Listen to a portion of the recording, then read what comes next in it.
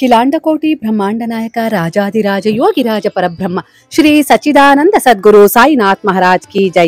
ಗುರುವಿನ ಪಾದಾರವಿಂದಗಳಿಗೆ ವಂದಿಸುತ್ತಾ, ಸ್ನೇಹಿತರೆ, ನಾನು ಬಹಳ ದಿನ ಆಯ್ತು ನಿಮ್ ಜೊತೆ ಪವಾಡಗಳನ್ನ ಶೇರ್ ಮಾಡ್ಕೊಳ್ಳೇ ಇಲ್ಲ ಅಂತ ಹೇಳಿ ಅನ್ಕೊಳ್ಬೇಡ್ರಿ. ಎಷ್ಟೋ ಜನ ನನಗೆ ನನ್ನ ಜೀವನದಲ್ಲಿ ಈ ರೀತಿ ಪವಾಡಗಳಾಯ್ದ್ವು ಅಂತ ಹೇಳಿದ್ದಾರೆ ಫೋನ್ ಮೂಲಕ. ಕೆಲವರು ನನಗಾದ ಪವಾಡಗಳನ್ನ ಅನುಭವಗಳನ್ನ ಹೇಳ್ಕೊಳ್ರಿ ಅಂತ ಹೇಳ್ತಾರೆ.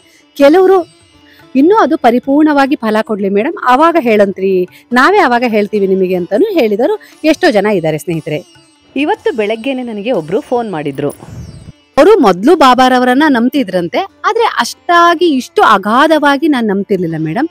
ಏನೋ ಪೂಜೆ ಮಾಡಬೇಕು ಗುರು ಅಂತ ಹೇಳಿ ತಿಳ್ಕೊಂಡು, ನಮಗೆ ಗುರು ಒಳ್ಳೆ ಮಾರ್ಗದರ್ಶನ ಮಾಡ್ತಾರೆ ಅಂತ ಹೇಳಿ ನಂಬಿಕೆ ಇಟ್ಟು ನಾನು ಪೂಜೆ ಮಾಡ್ತಾ ಇದ್ದೆ.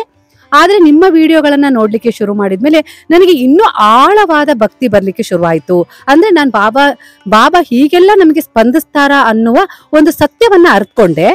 ಹಾಗೆ ನಿಮ್ಮ ವಿಡಿಯೋಗಳನ್ನ ನೋಡ್ತಾ ನೋಡ್ತಾ, ಪೂಜೆಗಳನ್ನ ನೋಡ್ತಾ ನೋಡ್ತಾ, ನೀವು ಹೇಳೋ ಪವಾಡಗಳನ್ನ ಕೇಳ್ತಾ, ಇನ್ನೂ ಅವರ ಮಹಿಮೆಗಳನ್ನ ಅಗಾಧವಾಗಿ ತಿಳ್ಕೊಳ್ತಾ ನನಗೆ ಗೊತ್ತಿಲ್ಲದ ಹಾಗೆ ನಾನು ಕೂಡ ಬಾಬಾರವರಲ್ಲಿ ಆಳವಾದ ಒಂದು ಸಂಬಂಧವನ್ನ ಹೊಂದ್ಬಿಟ್ಟೆ. ಅವಿನಾಭಾವ ಅನುಭೂತಿಗಳನ್ನ ಪಡಿಲಿಕ್ಕೆ ಶುರು ಮಾಡಿದೆ. ನನ್ನ ಜೀವನದಲ್ಲಿ ನಾನು ನೆಮ್ಮದಿಯಾಗಿದ್ದೀನಿ, ಸಂತೋಷವಾಗಿದ್ದೀನಿ, ಗಂಡ ಕೂಡ ಒಳ್ಳೆಯವರು.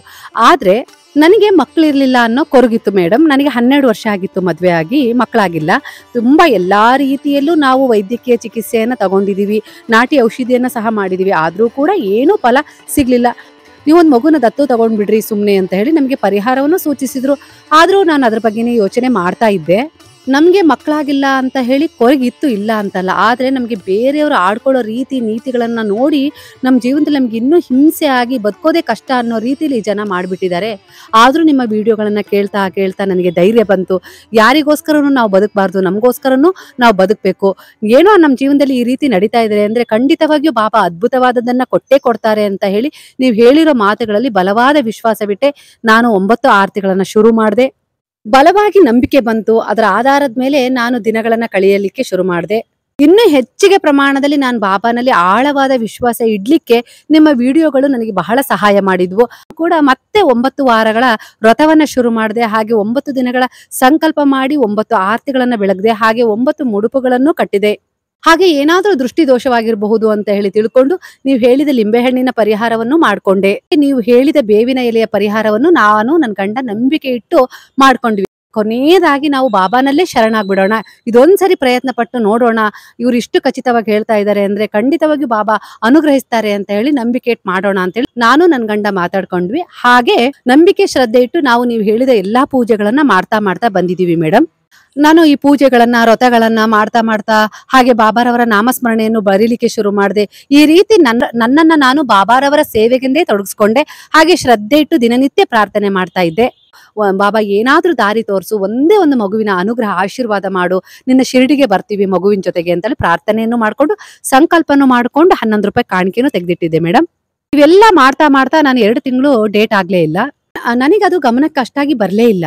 ಈ ಪೂಜೆ ಮಾಡೋದು ವ್ರತ ಮಾಡೋದ್ರ ಕಡೆಗೆ ಗಮನ ಹೆಚ್ಚಿದ್ದರಿಂದ ಇದ್ರ ಕಡೆ ನನಗೆ ಅಷ್ಟು ಗಮನ ಹರಿಸ್ಲೇ ಇಲ್ಲ. ಹೀಗೆ ಮೊನ್ನೆ ಗುರುವಾರ ನಾನು ಕುಳಿತುಕೊಂಡಾಗ ಎಷ್ಟು ದಿನ ಆಯ್ತಲ್ಲ ಪೂಜೆ ಮಾಡ್ಲಿಕ್ಕೆ ಶುರು ಮಾಡಿ ಅಂತ ಹೇಳಿ ನಾನು ಲೆಕ್ಕ ಮಾಡ್ತಾ ಇದ್ದೆ. ಖಂಡಿತವಾಗಿಯೂ ನಾನು ಅದನ್ನೆಲ್ಲ ಯೋಚನೆ ಮಾಡ್ಕೊಂತಿದ್ದಂಗೆ ನಾನು 2 ತಿಂಗಳಿಂದ ಡೇಟೇ ಆಗಿಲ್ಲಲ್ಲ ಅಂತ ಹೇಳಿ ನನಗೆ ಅನಿಸ್ಬಿಡ್ತು. ತಕ್ಷಣ ಅಯ್ಯೋ, ನಾನು 2 ತಿಂಗಳಿಂದ ಡೇಟೇ ಆಗಿಲ್ವಲ್ಲ, ಯಾಕೆ ಹೀಗಾಯ್ತು ಅಂತ ಹೇಳಿ ನಾನು ಅನ್ಕೊಂಡೆ. ಮನ್ಸಲ್ಲಿ ಎಲ್ಲೋ ಒಂದ್ ರೀತಿಯಲ್ಲಿ ಆಸೆನೂ ಮೂಡ್ತು. ತಕ್ಷಣ ಏನ್ ಅನ್ಕೊಂಡೆ, ಯಾವಾಗ್ಲಾದ್ರೂ ಒಂದೊಂದ್ಸರಿ ಈಗ ಆಗ್ತಿತ್ತಲ್ಲ ಒತ್ತಡಕ್ಕೆ, ಹಾಗಾಗಿ ಆ ತರ ಲೇಟ್ ಆಗಿರ್ಬೋದು ಅಂತಾನು ಅನ್ಕೊಂಡೆ ಮೇಡಮ್. ಆದ್ರೂ ಕೂಡ ಬಾಬಾನಲ್ಲಿ ವಿಶ್ವಾಸ ಇಟ್ಟು ನಾನು ನಮ್ಮ ಮನೆಯವರು ಅನ್ಕೊಂಡ್ವಿ ಒಂದ್ಸರಿ ಆಸ್ಪತ್ರೆಗೆ ಹೋಗಿ ಚೆಕ್ ಮಾಡಿಸ್ಕೊಂಡ್ ಬರೋಣ ರೀ ಅಂತ ಹೇಳಿ. ನಮ್ಮ ಮನೆಯವರು ತಡಿ ಇನ್ನೊಂದು 15 ದಿವಸ ನೋಡಿ ಹೋಗೋಣ ಅಂತ ಹೇಳಿದ್ರು. ಹಾಗೆ ನಾವು 2.25 ತಿಂಗಳಾಗಿತ್ತು ಮೇಡಮ್. ಮೊನ್ನೆ ಗುರುವಾರ ಬೆಳಗ್ಗೆ ಬೇಗನೆ ಎದ್ದು ಬಾಬಾರವರ ಪೂಜೆಯನ್ನ ಮಾಡ್ಕೊಂಡು ಪ್ರಾರ್ಥನೆ ಮಾಡ್ಕೊಂಡು ಉದಿ ಪ್ರಸಾದನ್ನ ನೀರಿಗೆ ಹಾಕಿ ಬೆರೆಸಿ ಕುಡ್ದು, ಬಾಬಾ ಇವತ್ತು ನಾನು ನನಗೆ ತಾಯಿ ಆಗುವ ಸೌಭಾಗ್ಯವನ್ನ ನೀವು ಕರುಣಿಸಿದಿರಿ ಅನ್ನೋ ನಂಬಿಕೆ ಇಟ್ಟು ನಾನು ಇವತ್ತು ಆಸ್ಪತ್ರೆಗೆ ಚೆಕ್ ಮಾಡಿಸ್ಕೊಳಕ್ಕೆ ಹೋಗ್ತಾ ಇದ್ದೀನಿ. ಖಂಡಿತವಾಗಿಯೂ ನನ್ನ ನಿರೀಕ್ಷೆಯನ್ನ ನಿರಾಸೆ ಮಾಡ್ಬೇಡ್ರಿ, ಫಲ ಕೊಟ್ಟಿರ್ತೀರ ನೀವು ಅನ್ನೋ ನಂಬಿಕೆಯಿಂದ ಹೋಗ್ತಾ ಇದ್ದೀನಿ. ಖಂಡಿತ ಒಳ್ಳೇದಾಗೇ ಆಗಿರತ್ತೆ ನನಗೆ. ನೀವು ನನ್ನ ಪೂಜೆಗೆ, ನನ್ನ ವಿಶ್ವಾಸಕ್ಕೆ, ನನ್ನ ಭರವಸೆಗೆ ಫಲ ಕೊಟ್ಟಿರ್ತೀರಿ ಅನ್ನೋ ದೃಢ ವಿಶ್ವಾಸದಿಂದ ಹೋಗ್ತಾ ಇದ್ದೀನಿ ಬಾಬಾ. ಬಾಬಾರವರ ಒಂದು ಹೂವಿನ ಪ್ರಸಾದವಾಗಿತ್ತು ಪೂಜೆ ಮಾಡಿದಾಗ, ಅದನ್ನೇ ಪರ್ಸಲ್ಲಿ ಇಟ್ಕೊಂಡು ಹೊರಟ್ವಿ ಮೇಡಮ್. ಅವತ್ತು ಇನ್ನೊಂದು ವಿಶೇಷ ಏನ್ ನಡೀತು ಅಂದ್ರೆ, ನಾವ್ ಯಾವಾಗ್ಲೂ ಹೋಗಿ ಒಂದು ಆಸ್ಪತ್ರೆಗೆ ಚೆಕ್ ಮಾಡಿಸ್ತಿದ್ವಲ್ಲ, ಆ ಆಸ್ಪತ್ರೆಗೆ ನಮಗೆ ಹೋಗಕ್ ಅವತ್ತು ಅವಕಾಶನೇ ಸಿಗ್ಲಿಲ್ಲ. ಅದು ಯಾವ್ದೋ ರೀತಿ ತಪ್ಪಿ ಹೋಗಿ ನಾವು ಬೇರೆ ಆಸ್ಪತ್ರೆಗೆ ದಿಢೀರನೆ ಹೋಗ್ಬಿಟ್ವಿ. ಬೇಗ ಏನ್ ಫಲಿತಾಂಶ ಅಂತೇಳಿ ತಿಳ್ಕೊಳಕ್ಕೋಸ್ಕರ ನಾವು ಹಾಗೆ ಮಾಡಿದ್ವೋ, ಏನ್ ಆತುರತೆನೋ, ಇಲ್ಲ ಬಾಬಾನೇ ಆ ತರ ದಾರಿ ತೋರಿಸಿದ್ರು, ಅದ್ ನನಗೆ ಗೊತ್ತಾಗ್ಲಿಲ್ಲ ಮೇಡಮ್. ಎಲ್ಲ ಬಾಬಾರವರ ಇಚ್ಛೆ ಅಂತ ಹೇಳಿ ನಾವು ಆಸ್ಪತ್ರೆಗೆ ಹೋದ್ವಿ, ಪರೀಕ್ಷೆ ಕೂಡ ಮಾಡಿಸ್ಕೊಂಡ್ವಿ. ಹಾಗೆ ರಿಪೋರ್ಟ್ ಏನ್ ಬರುತ್ತೆ ಅಂತ ಹೇಳಿ ಕಾಯ್ತಾ ಕುಳಿತುಕೊಂಡಿದ್ವಿ. ಹೀಗೆ ನಾವು ಕಾಯ್ತಾ ಕುಳಿತುಕೊಂಡಾಗ ನಾನು ಬಾಬಾನಲ್ಲಿ ಮನಸ್ಸಲ್ಲೇ ಪ್ರಾರ್ಥನೆ ಮಾಡ್ಕೊಂಡಿದ್ದೆ, ಪಾಸಿಟಿವ್ ಬರ್ಲಿ ಅಂತ ಹೇಳಿ. ಹಾಗೆ ಬಾ, ನೀನ್ ನನ್ ಜೊತೆಗೆ ಇದ್ದೇ ಇದೀಯಾ, ಯಾವಾಗ್ಲೂ ಇದೀಯಾ, ನಾನು ನಂಬ್ತೀನಿ, ಈ ಕ್ಷಣನೂ ನೀನ್ ನನ್ ಜೊತೆಗೆ ಇದೀಯಾ, ಬಂದಿದೀಯಾ ನಮ್ ಜೊತೆಗೆ ಅನ್ನೋದಾದ್ರೆ ಎಲ್ಲಾದ್ರೂ ಕಾಣಿಸ್ಕೊಳಪ್ಪ ಅಂತ ಹೇಳಿ ನಾನು ಪ್ರಾರ್ಥನೆ ಮಾಡ್ಕೊಂಡೆ. ನಾನು ಒಳಗಡೆ ಕೂತಿದ್ದೀನಿ, ಬಾಬಾ ಹೇಗ್ ಕಾಣಿಸ್ಲಿಕ್ಕೆ ಸಾಧ್ಯ ಅಂತಾನು ಅನ್ಕೊಂಡೆ. ಹೊರಗಡೆನಾದ್ರೂ ಓಡಾಡ್ತಿದ್ರೆ, ಕುಳಿತುಕೊಂಡಿದ್ರೆ, ಯಾವ್ದಾದ್ರು ಗಾಡಿ ಮೇಲಾದ್ರೂ ಎಲ್ಲಾದ್ರೂ ಯಾವ್ದಾದ್ರು ರೂಪದಲ್ಲಿ ಕಾಣಿಸ್ಕೊಳ್ತಿದ್ರು ಅಂತ ಹೇಳಿ ಯೋಚನೆ ಮಾಡ್ತಾ ಇದ್ದೆ. ಇಲ್ಲಿ ಹೇಗ್ ಕಾಣಿಸ್ಲಿಕ್ಕೆ ಸಾಧ್ಯ ಅಂತಾನು ಕೂಡ ಒಂದ್ಸರಿ ಮನ್ಸಲ್ಲಿ ಏನೋ ಒಂದು ಅಪನಂಬಿಕೆ ಸುಳಿದೋಯ್ತು. ಆದ್ರೂ ಕೂಡ ನೀನಿಟ್ಟ ಭರವಸೆಗೆ ನಾನು ಎಂದಿಗೂ ನಿನಗೆ ಮೋಸ ಮಾಡೋದಿಲ್ಲ, ನಾನು ಒಂದ್ಸರಿ ಮಾತು ಕೊಟ್ಟೆ ನಿನ್ ಜೊತೆಗೆ ಇದೀನಿ ಅಂತ ಹೇಳಿ ಅನ್ನೋದಾದ್ರೆ ಆ ಮಾತನ್ನ ನಾನು ಇಷ್ಟ್ರ ಮಟ್ಟಿಗೆ ಉಳಿಸ್ಕೊಳ್ತೀನಿ ಅಂತ ಹೇಳಿ ಬಾಬಾ ಯಾವ ರೀತಿ ಕಾಣಿಸ್ಕೊಂಡ್ರು ಅಂದ್ರೆ ಆಶ್ಚರ್ಯ ಆಗತ್ತೆ ಮೇಡಮ್. ಅದ್ ಹೇಗೆ ಅಂದ್ರೆ, ನಾನು ಯಾರ್ದೋ ಒಬ್ರು ಕುತ್ತಿಗೆಯಲ್ಲಿ ಡಾಲರ್ ರೂಪದಲ್ಲಿ ಬಾಬಾರವರನ್ನ ನೋಡ್ದೆ.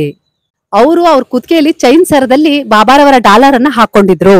ನನಗೆ ನಾನು ಪ್ರಾರ್ಥನೆ ಮಾಡ್ಕೊಂಡ ತಕ್ಷಣ, ಆ ಕಡೆ ಈ ಕಡೆ ಕಣ್ಣು ಹಾಯಿಸಿದ ತಕ್ಷಣ, ನಾನು ಈ ತರ ಆಲೋಚನೆ ಮಾಡಿದ ತಕ್ಷಣ ಬಾಬಾ ಅವ್ರ ಕೊರಳಲ್ಲಿ ಡಾಲರ್ ರೂಪದಲ್ಲಿ ಕಾಣಿಸ್ಕೊಂಡ್ರಲ್ಲ, ನನಗೇ ತಿಳಿಯದಂತೆ ನನ್ನ ಕಣ್ಣಲ್ಲಿ ಧಾರಾಕಾರವಾಗಿ ನೀರು ತುಂಬಿಕೊಂಡು ಹರಿಲಿಕ್ಕೆ ಶುರುವಾಯ್ತು. ಅಷ್ಟೊಂದು ಭಾವುಕಳಾಗ್ಬಿಟ್ಟೆ ನಾನು. ನಮ್ಮ ಮನೆಯವ್ರು ಯಾಕೆ ಅಳ್ತಾ ಇದೀಯಾ, ಏನೂ ಆಗಲ್ಲ ಸುಮ್ನಿರು ಅಂತ ಹೇಳಿ ಸಮಾಧಾನ ಮಾಡ್ತಾ ಇದಾರೆ. ಆದ್ರೆ ನಾನು ಒಳಗೆ ನಾನು ಮಾಡ್ಕೊಂಡಿರೋ ಈ ಪ್ರಾರ್ಥನೆ ಬಗ್ಗೆ ಅವ್ರಿಗೆ ತಿಳಿದಿರ್ಲಿಲ್ಲ. ಆಮೇಲೆ ನಾನು ಹೇಳ್ದೆ, ಅವರು ನೀನ್ ಎಷ್ಟೊಂದು ಭಾವುಕಳಾಗ್ಬಿಟ್ಟಿದೀಯಲ್ಲ, ಬಾಬನ್ನ ಈಗ ತುಂಬಾ ಹಚ್ಕೊಂಡ್ಬಿಟ್ಟಿದೀಯ ನೀನು, ನನಗಿಂತ ಜಾಸ್ತಿ ಅವರನ್ನೇ ಹಚ್ಕೊಂಡಿದೀಯ, ಅವ್ರ ಹತ್ರನೇ ಎಲ್ಲದನ್ನು ಹೇಳ್ಕೊಳ್ತಿರ್ತೀಯ ಅಂತ ಹೇಳಿ ತಮಾಷೆ ಕೂಡ ಮಾಡಿದ್ರು ಮೇಡಮ್. ಈ ರೀತಿ ನನಗೆ ಬಾಬಾರವರು ಕಾಣಿಸ್ಕೊಂಡ್ರು. ನಂತರ ಡಾಕ್ಟ್ರು ಒಳಗಡೆ ಕರೆದ್ರು ಇಬ್ರುನು. ಎಷ್ಟು ವರ್ಷ ಆಯ್ತು ಮದ್ವೆ ಆಗಿ ಅಂತ ಕೇಳಿದ್ರು. ನಾವು 12 ವರ್ಷ ತುಂಬಿ 13 ವರ್ಷಕ್ಕೆ ಬಿದ್ದಿದೆ ಅಂತ ಹೇಳಿದ್ವಿ. ಮೊದ್ಲೇ ಎಲ್ಲಾದ್ರೂ ಮಕ್ಕಳಾಗ್ಲಿಲ್ಲ ಅಂತ ಹೇಳಿ ಪರೀಕ್ಷೆ ಮಾಡಿಸ್ಕೊಂಡಿದ್ರಾ ಅಂತ ಕೇಳಿದ್ರು. ಹೌದು ಮೇಡಮ್, ನಾವು ಮೊದ್ಲೇ ಒಂದು ಆಸ್ಪತ್ರೆಗೆ ಹೋಗ್ತಿದ್ವಿ, ಅಲ್ಲಿ ಎಲ್ಲ ತೋರಿಸ್ಕೊಂಡಿದ್ವಿ. ಅವರು ಕೂಡ ಆದ್ರೂ ಆಗ್ಬಹುದು, ಆಗ್ದೇನೂ ಇರಬಹುದಮ್ಮ, ಆಗೋ ಚಾನ್ಸು ಬಹಳ ಕಡಿಮೆ ಅಂತ ಹೇಳಿದ್ರು ಮೇಡಮ್. ನಂಬಿಕೆ ಅಂತೂ ಇಟ್ಕೋಬೇಡ್ರಿ, ಭರವಸೆ ನಾವು ಕೊಡಕ್ ಆಗೋದಿಲ್ಲ ಅಂತ ಹೇಳಿದ್ರು. ಹಾಗಾಗಿ ನಾನು ಇತ್ತೀಚೆಗೆ ತುಂಬಾ ಡಿಪ್ರೆಷನ್ಗೆ ಹೋಗಿ ಮಾತ್ರೆ ಔಷಧಿಗಳನ್ನ ಸಹ ತಗೊಳ್ಳೋದನ್ನ ನಿಲ್ಸ್ಬಿಟ್ಟಿದ್ದೆ. ಯಾವುದೇ ರೀತಿ ಔಷಧಿಗಳನ್ನೇನ್ ನಾನು ತಗೊಂಡಿರ್ಲಿಲ್ಲ.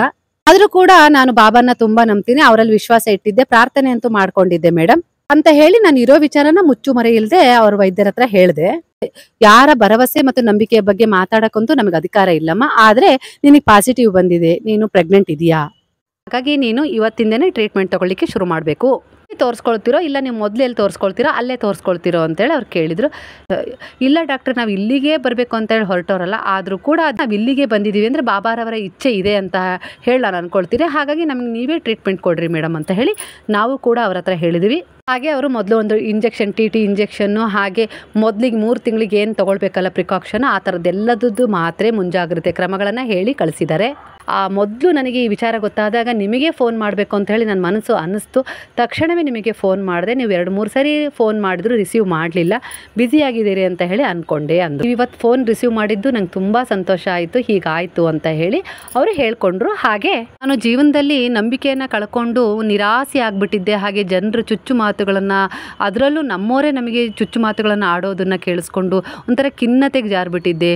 ಸದಾ ಆಲೋಚನೆ ಮಾಡ್ತಿರ್ತೆ, ಎಲ್ಲ ಇದ್ದು ಮನೇಲಿ ಏನೋ ಕಳ್ಕೊಂಡಿದ್ದೀವಿ ಅನ್ನೋ ರೀತಿಲಿ ಇಬ್ಬರು ಬದುಕ್ತಾ ಇದ್ವಿ. ನಾವು ಸಂತೋಷವಾಗಿದ್ವಿ, ಆದರೆ ಜನರು ನನ್ನ ಬಗ್ಗೆ ಮಾತಾಡಬೇಕಾದ್ರೆ ಈಗ ನನಗೆ ಅದಕ್ಕೆಲ್ಲ ಪರಿಹಾರ ಸಿಕ್ತು. ಸ್ವಲ್ಪ ತಾಳ್ಮೆಯಿಂದ ಇದ್ದು ದಿನನಿತ್ಯ ಪ್ರಾರ್ಥನೆಯನ್ನು ಸಲ್ಲಿಸಿದರೆ, ಬಾಬಾನಲ್ಲಿ ವಿಶ್ವಾಸವಿಟ್ಟರೆ ಖಂಡಿತ ನಾವು ನಂಬಿದ ಗುರು ನಮ್ಮನ್ನು ಕೈ ಬಿಡಲಿಲ್ಲ ಅನ್ನೋದಕ್ಕೆ ಬಾಬಾ ಸಾಕ್ಷಿಯಾಗಿದ್ದರು. ಅಕ್ಕ, ನಂಗೆ ತುಂಬ ಖುಷಿ ಆಯಿತು.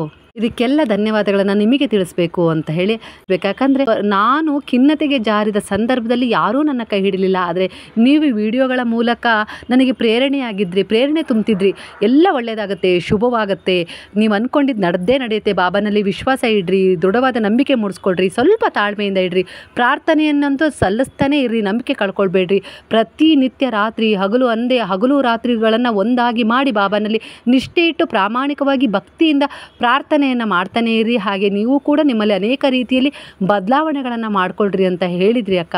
ಅದೇ ರೀತಿ ನಾನು ಶ್ರದ್ಧೆ ಇಟ್ಟು ನೋಡೇ ಬಿಡೋಣ ಇದನ್ನು, ಕೊನೆ ಪ್ರಯತ್ನ ಅಂತೇಳಿ ಎಲ್ಲ ರೀತಿಯಲ್ಲೂ ನಾನು ನನ್ನನ್ನು ಬದಲಾಯಿಸಿಕೊಂಡು ಶುದ್ಧತೆಯ ಭಾವದಿಂದ ಬಾಬಾನನ್ನು ಪೂಜೆ ಮಾಡಿದೆ. ಖಂಡಿತ ನನಗೆ ಫಲ ಸಿಕ್ತಕ್ಕ. ತುಂಬ ಅಂದರೆ ತುಂಬ ಸಂತೋಷ ಆಗಿದೆ. 5 ತಿಂಗಳಿಗೆ ಸ್ಕ್ಯಾನಿಂಗ್ ಮಾಡ್ತೀವಿ ಅಂತ ಹೇಳಿದ್ದಾರೆ. ಈಗೂ ಒಂದು ಸ್ಕ್ಯಾನಿಂಗ್ ಮಾಡಿದಾರಕ್ಕ. ಮಗುಗೆ ಏನೂ ತೊಂದರೆ ಇಲ್ಲ, ಚೆನ್ನಾಗಿದೆ ಅಂತ ಹೇಳಿದ್ದಾರೆ. ಆದರೆ ತುಂಬ ತಡವಾಗಿ ಮಗು ಆಗೋದು, ತುಂಬ ತಡವಾಗಿ ಆಗ್ತಾ ಇರೋದ್ರಿಂದ ಸ್ವಲ್ಪ ಹುಷಾರಾಗಿರ್ರಿ ಅಂತ ಹೇಳಿ ಕಳಿಸಿದ್ದಾರೆ. ನಾನು ಒಂದು 4 ದಿವಸದಿಂದ ತುಂಬ ಬ್ಯುಸಿ ಇದ್ದೆ, ಹಾಗಾಗಿ ಕೆಲವ್ರು ಫೋನ್ ರಿಸೀವ್ ಮಾಡಿದ್ದೀನಿ, ಕೆಲವ್ರು ಫೋನ್ ರಿಸೀವ್ ಮಾಡಿಲ್ಲ. ಆದರೆ ಇವತ್ತು ಅವರು ಫೋನ್ ಮಾಡಿ ಈ ವಿಚಾರವನ್ನು ತಿಳಿಸಿದಾಗ ನನಗೆ ತುಂಬ ಅಂದರೆ ತುಂಬ ಸಂತೋಷ ಆಯಿತು. ನಾನು ಕೂಡ, ನೀವು ನಂಬ್ತಿರೋ ಇಲ್ಲ ಗೊತ್ತಿಲ್ಲ, ಆದರೆ ನಾನು ಕೂಡ ಬಾಬಾನಲ್ಲಿ ನೀವು ಯಾವ ರೀತಿ ಕಮೆಂಟ್ ಹಾಕ್ತಿರೋ, ಯಾವ ರೀತಿ ನಿಮ್ಮ ಕಷ್ಟಗಳನ್ನು ಹೇಳ್ಕೊಳ್ತಿರಲ್ಲ, ಅದರ ಎಲ್ಲದರ ಪರವಾಗಿ ನಾನು ಕೂಡ ಬಾಬಾನಲ್ಲಿ ದಿನನಿತ್ಯ ಬೆಳಗ್ಗೆ ಎದ್ದಾಗ ಪ್ರಾರ್ಥನೆ ಮಾಡ್ಕೊಳ್ತೀನಿ. ನಿನ್ನನ್ನು ನಂಬಿ, ನಿನ್ನ ಭರವಸೆಗಳನ್ನು ನಂಬಿ ಎಷ್ಟೋ ಜನ ನಿನ್ನ ಹತ್ರ ಬಂದಿದ್ದಾರೆ, ನಿನ್ನ ಪಾದಗಳಿಗೆ ಶರಣಾಗಿದ್ದಾರೆ ಬಾಬಾ. ಖಂಡಿತವಾಗಿಯೂ ಅವರ ಆಸೆಗಳನ್ನು ನಿರಾಸೆ ಮಾಡಬೇಡ, ಇಚ್ಛೆಗಳನ್ನು ಈಡೇರಿಸು ತಂದೆ. ನಿನ್ನಿಂದ ಆಗದೆ ಇರೋದು ಕೆಲಸ ಯಾವುದೂ ಇಲ್ಲ, ಹಾಗೆ ನಿನ್ನಿಂದ ಕ್ಷಮಿಸೋಕ್ಕಾಗದೇ ಇರೋದು ಯಾವುದೂ ಇಲ್ಲ. ಏನೋ ನಮ್ಮಿಂದ ಆಸೆಗಳಿಗೆ ಅನುಸಾರವಾಗೋ ಏನೋ ಒಂದು ರೀತಿಯಲ್ಲಿ ತಪ್ಪುಗಳಾಗಿರ್ತವೆ, ಕ್ಷಮಿಸಿ ಏನಾದರೂ ಮಾಡಿ ಅವರೆಲ್ಲರ ಇಚ್ಛೆಗಳನ್ನು ಈಡೇರಿಸು, ಒಳ್ಳೇದು ಮಾಡಪ್ಪ ಅಂತೇಳಿ ನಾನು ಪ್ರಾರ್ಥನೆ ಮಾಡ್ಕೊಳ್ತೀನಿ. ಖಂಡಿತವಾಗಿಯೂ ಎಲ್ಲರಿಗೂ ಶುಭವಾಗುತ್ತೆ, ಒಳ್ಳೆಯದಾಗತ್ತೆ. ಎಲ್ಲ ಈ ಗುರುವಿನ ಮೊರೆ ಹೋಗಿ ಪಾದಗಳಿಗೆ ಶರಣಾಗಿ ಜೀವನದಲ್ಲಿ ಏಳಿಗೆಯನ್ನು ಕಾಣ್ತಾ ಇದ್ದೀರೋ, ಖಂಡಿತವಾಗಿಯೂ ಬಾಬಾರವರು ನಿಮ್ಮ ಜೊತೆ ಸದಾ ಇದ್ದು ಇನ್ನೂ ಅನುಗ್ರಹಿಸಲಿ, ಇನ್ನೂ ನಿಮ್ಮ ವಂಶವನ್ನು, ನಿಮ್ಮನ್ನು ಒಳ್ಳೆಯ ರೀತಿಯಲ್ಲಿ ಸಾಧನೆ ಮಾಡಲಿಕ್ಕೆ ಕೀರ್ತಿವಂತರನ್ನು ಅನುಗ್ರಹಿಸಲಿ, ಹಾಗೆ ನಿಮಗೆ ಆಯುರ ಆರೋಗ್ಯ ಆಯಸ್ಸು ಅಭಿವೃದ್ಧಿಯನ್ನು ಕೊಡಲಿ ಅಂತ ಹೇಳಿ ನಾನು ಕೂಡ ಬಾಬಾನಲ್ಲಿ ಪ್ರಾರ್ಥನೆ ಮಾಡ್ಕೊಳ್ತೀನಿ. ಈ ರೀತಿಯೇ ಸ್ನೇಹಿತರೆ ದೃಢತೆ, ನಂಬಿಕೆ ಅಂದರೆ ಖಂಡಿತವಾಗಿಯೂ ನಿಮ್ಮ ನಂಬಿಕೆಗೆ ಫಲ ಸಿಕ್ಕೇ ಸಿಗುತ್ತೆ. ಸ್ವಲ್ಪ ತಡ ಆಗುತ್ತೆ, ಆದರೆ ಬಾಬಾ ಹೇಗೆ ಗೊತ್ತಾ, ನೀವು ಅವರನ್ನು ನಂಬ್ತಾ ಹೋದಾಗೆ ಅವರನ್ನು ಪೂಜಿಸ್ತಾ ಆರಾಧಿಸ್ತಾ ಅವ್ರ ಮೇಲೆ ನಂಬಿಕೆ ವಿಶ್ವಾಸ ಇಟ್ಟು ಪ್ರತಿ ಹಂತದಲ್ಲೂ ಬಾಬಾ ನನ್ನ ಜೊತೆಗಿದ್ದಾರೆ ಅನ್ನೋ ಭಾವವನ್ನು ನೀವು ಬೆಳೆಸ್ಕೊಂಡ ಹಾಗೆ ಬಾಬಾ ಅವರು ಕೂಡ ನಾನು ನಿನ್ನ ಜೊತೆ ಸದಾ ಇದ್ದೀನಿ ಅನ್ನೋ ಭಾವವನ್ನು ಅವರು ಕೂಡ ನಿಮಗೆ ಪ್ರತಿಕ್ರಿಯೆಯೊಂದಿಗೆ ನೀಡ್ತಾರೆ ಸ್ನೇಹಿತರೆ. ಹಾಗಾಗಿ ಸ್ನೇಹಿತರೆ ಬಾಬಾನಲ್ಲಿ ನಿಮಗೆ ಎಷ್ಟು ದೃಢತೆಯ ವಿಶ್ವಾಸ ಇರ್ತಾ ಹೋಗುತ್ತೋ, ನೀವು ಬಾಬಾರವರಿಗೆ ನಿಷ್ಕಲ್ಮಶವಾದ ಭಕ್ತಿಯನ್ನು ವಿಶ್ವಾಸವನ್ನು ಕೊಡ್ತಾ ಹೋಗ್ತಿರೋ ಅಷ್ಟೇ ಬೇಗ ಫಲಗಳು ಸಿಗ್ತವೆ. ಕೆಲವರ ಇಚ್ಛೆಗಳು ಈಡೇರ್ತಾ ಇಲ್ಲ, ನಿಧಾನ ಆಗ್ತಾ ಇದೆ ಅಂದರೆ ಖಂಡಿತವಾಗಿಯೂ ಬಾಬಾ ಆ ವಿಚಾರದ ಬಗ್ಗೆ ಪರಿಶೀಲನೆ ನಡೆಸ್ತಾ ಇದ್ದಾರೆ ಅಂತ ಹೇಳಿ ನಂಬ್ಕೊಳ್ರಿ. ಖಂಡಿತ ಬಾಬಾ ನಡೆಸ್ಕೊಟ್ಟೇ ಕೊಡ್ತಾರೆ. ಸ್ವಲ್ಪ ತಡವಾದರೂ ಅದ್ಭುತವಾದ ರೀತಿಯಲ್ಲಿ ನನಗೆ ಒಳ್ಳೆಯ ಫಲಗಳನ್ನೇ ಬಾಬಾ ಕೊಟ್ಟೇ ಕೊಡ್ತಾರೆ ಅನ್ನೋ ವಿಶ್ವಾಸ ಇಟ್ಕೊಂಡು ಬಾಬಾನಲ್ಲಿ ದಿನನಿತ್ಯ ರಾತ್ರಿ ಬೆಳಗ್ಗೆ ಅಂದೇ ಪ್ರಾರ್ಥನೆಯನ್ನು ಮಾಡ್ಕೊಳ್ರಿ. ಒಳ್ಳೆಯದನ್ನೇ ಯೋಚಿಸ್ರಿ, ಒಳ್ಳೆಯದನ್ನೇ ಮಾಡಿರಿ, ಖಂಡಿತ ಒಳ್ಳೆಯದಾಗತ್ತೆ ಸ್ನೇಹಿತರೆ. ನಾವು ಏನನ್ನಾದರೂ ಒಂದು ಪಡೀಲಿಕ್ಕೆ ಹೊರಟಾಗ ಅದು ವ್ರತದ ಮೂಲಕವೇ ಆಗಿರ್ಬೋದು, ಪೂಜೆಯ ಮೂಲಕವೇ ಆಗಿರ್ಬೋದು, ಆಗ ನಮ್ಮ ಮನಸ್ಸು ಭಾಳ ಸ್ಥಿರತೆಯನ್ನು ಹೊಂದಿರಬೇಕು, ಹಾಗೆ ದೃಢವಾದ ವಿಶ್ವಾಸದೊಂದಿಗೆ ಆಗಿರಬೇಕು. ಹಾಗೆ ಯಾವುದೇ ರೀತಿ ಕೆಟ್ಟ ಆಲೋಚನೆಗಳನ್ನಾಗಲಿ ನಕಾರಾತ್ಮಕ ಚಿಂತನೆಗಳನ್ನಾಗಲಿ ಮಾಡೋದಾಗಲಿ ಮಾಡಬಾರ್ದು. ಹಾಗೆ ಬೇರೆಯವರ ವಿಚಾರಗಳ ಬಗ್ಗೆ ಅಂತೂ ಮಾತಾಡ್ಕೊಳ್ಳೇಬಾರ್ದು ಸ್ನೇಹಿತರೆ. ದಿನನಿತ್ಯದ ಜೀವನದಲ್ಲಿ ನಮಗೆ ಒಳ್ಳೆಯ ಅವಕಾಶಗಳು, ಒಳ್ಳೆಯ ಯೋಚನೆಗಳು, ಒಳ್ಳೆಯ ವಿಚಾರಗಳು ಬಂದ ಹಾಗೆ ಕೆಟ್ಟ ಆಲೋಚನೆಗಳು, ಕೆಟ್ಟ ವಿಚಾರಗಳು, ಕೆಟ್ಟ ಅವಕಾಶಗಳು ನಮಗೆ ಎದುರಾಗ್ತಾನೆ ಇರ್ತವೆ. ಅದರಲ್ಲಿ ನಾವು ಯಾವ ರೀತಿ ಆಯ್ಕೆ ಮಾಡ್ಕೊಳ್ತೀವಿ ಅದರ ಮೇಲೆ ನಮಗೆ ಫಲ ಸಿಗ್ತಾ ಹೋಗುತ್ತೆ. ಖಂಡಿತ ಗುರುವಿನಲ್ಲಿ ವಿಶ್ವಾಸವಿಟ್ಟು ನಡೀತಿದ್ದಾರೆ ಅಂದರೆ ನಿಮ್ಮ ಇಚ್ಛೆಗಳು ಒಂದೊಂದಾಗಿ ಪರಿಪೂರ್ಣಗೊಳ್ತವೆ. ಜೊತೆಗೆ ನೀವು ಸಕಾರಾತ್ಮಕ ಆಲೋಚನೆಗಳನ್ನೇ ನಿಮ್ಮ ಮನಸ್ಸಲ್ಲಿ ಸದಾ ಮೂಡಿಸ್ಕೊಳ್ರಿ. ಒಳ್ಳೆಯದಾಗತ್ತೆ, ಎಲ್ಲದೂ ಒಳ್ಳೆಯದಾಗತ್ತೆ. ನಾವು ಅಂದ್ಕೊಂಡಿರೋದು ಏನಾದರೂ ಇಚ್ಛೆ ಇದ್ದರೆ ಅದನ್ನು ಪೂರ್ಣಗೊಳಿಸ್ಕೊಡ್ತಾರೆ. ನಾವು ಪ್ರಾಮಾಣಿಕವಾಗಿ ನಮ್ಮ ಶ್ರಮವನ್ನು ಪಡೋಣ, ಶ್ರದ್ಧೆ ಇಡೋಣ, ಒಳ್ಳೆಯದನ್ನೇ ಆಲೋಚಿಸೋಣ, ಎಲ್ಲರಿಗೂ ಒಳ್ಳೆಯದನ್ನೇ ಬಯಸೋಣ ಅಂತೇಳಿ ಈ ರೀತಿಯಾಗಿ ನಿಮ್ಮಲ್ಲಿ ನೀವು ಸಣ್ಣದಾದ ಪರಿವರ್ತನೆಗಳನ್ನು ಮಾಡ್ಕೊಳ್ಳೋ ಅಭ್ಯಾಸ ಮಾಡಿಕೊಡ್ರಿ. ಖಂಡಿತವಾಗಿ ಈ ಪ್ರಕೃತಿ, ಈ ಸೃಷ್ಟಿ ನಿಮ್ಮ ಒಳ್ಳೆಯ ಗುಣಗಳಿಗೆ ಸ್ಪಂದಿಸುತ್ತೆ, ಹಾಗಾಗಿ ನಿಮಗೆ ಸಹಾಯ ಮಾಡುತ್ತೆ. ಈ ವಿಚಾರವನ್ನು, ಈ ಸಂತೋಷದ ವಿಚಾರವನ್ನು ಅವರು ಕೂಡ ನನ್ನ ಹತ್ರ ಶೇರ್ ಮಾಡಿಕೊಂಡ್ರು. ಅಲ್ಲಿ ಊರು ಹೆಸರು ತಿಳಿಸ್ಲಾ ಅಂತ ಹೇಳಿ ನಾನು ಕೇಳಿದೆ. ಅದಕ್ಕೆ ಅವರು ಬೇಡ ಮೇಡಮ್, ಡೆಲಿವರಿ ಆದಮೇಲೆ ನಾವೇ ನಿಮ್ಮ ಮನೆಗೆ ಬರ್ತೀವಿ, ಆಗ ವಿಡಿಯೋ ಮಾಡಬೇಕಾದ್ರೆ ತೋರಿಸೋಂತ್ರಿ, ಪಾಪು ಜೊತೆಗೆ ಬರ್ತೀವಿ ಅಂತ ಹೇಳಿದ್ದಾರೆ. ಹಾಗೇ ಆಗಲಿ, ಅವರ ಆಸೆ ಇದ್ದ ಹಾಗೆ ಆಗಲಿ. ಬಾಬಾ ಅವರ ಆಸೆಯನ್ನು, ಅವ್ರ ಇಚ್ಛೆಯನ್ನು ಈಡೇರಿಸಲಿ ಅಂತೇಳಿ ನಾನು ಕೂಡ ಪ್ರಾರ್ಥನೆ ಮಾಡ್ಕೊಳ್ತಾ ಸ್ನೇಹಿತರೆ, ಬಾಬಾ ಅವರು ನಿಮ್ಮ ಜೀವನದಲ್ಲೂ ನೀವು ಏನು ಇಚ್ಛೆ ಪಡ್ತಾ ಇದ್ದೀರಲ್ಲ, ನೀವೇನು ಸಂಕಲ್ಪ ಮಾಡ್ಕೊಂಡು ಪೂಜೆ ಮಾಡ್ತಾ ಇದ್ದೀರಿ, ಯಾವೆಲ್ಲ ಒಂದು ಸಮಸ್ಯೆಗಳನ್ನು ಇಟ್ಕೊಂಡು ಹೋರಾಟ ನಡೆಸ್ತಿದ್ದೀರ ಅವೆಲ್ಲವನ್ನು ಪರಿಹಾರ ಮಾಡಲಿ, ಇಚ್ಛೆಗಳನ್ನು ಈಡೇರಿಸಿ, ನಿಮ್ಮ ಅನಾರೋಗ್ಯದ ಸಮಸ್ಯೆ ಯಾವುದೇ ಇರಲಿ ಅದನ್ನು ದೂರ ಮಾಡಲಿ ಅಂತೇಳಿ ಬಾಬಾನಲ್ಲಿ ಪ್ರಾರ್ಥನೆ ಮಾಡ್ಕೊಳ್ತಾ ಬನ್ನಿರಿ. ಈಗ ಎಲ್ಲರೂ ಸೇರಿ ಹೇಳೋಣ, ಹರೇ ರಾಮ ರಾಮ ರಾಮ ಹರೇ ಹರೇ, ಹರೇ ಕೃಷ್ಣ ಕೃಷ್ಣ ಕೃಷ್ಣ ಹರೇ ಹರೇ, ಹರೇ ಸಾಯಿ ಸಾಯಿ ಹರೇ ಹರೇ, ಹರೇ ಬಾಬಾ ಬಾಬಾ ಬಾಬಾ ಹರೇ ಹರೇ, ಹರೇ ದತ್ತ ದತ್ತ ಹರೇ ಹರೇ.